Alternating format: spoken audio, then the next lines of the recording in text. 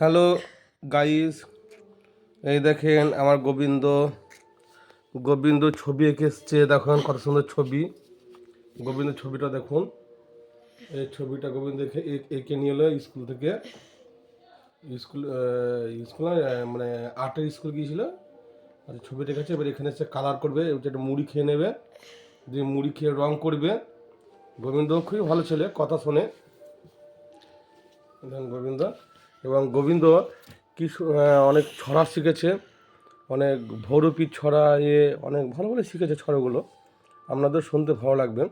তা গোবিন্দ খালি ছড়া বলে আপনাদের গান, ছড়া গান বলে শোনাবে।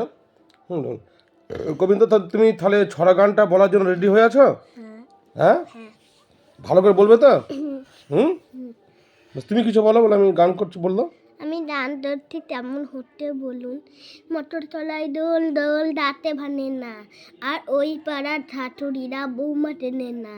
তাই হাতে দিলাম বাজারে গেলাম, কিনে আনিলাম আদা থিয়া মধুর বাবা হাতে দাদা দেন দেন দেন ধামাই এসেছে বাবা ভ্যা, আবার ডিম পাতা ভিলে ফেলেছে।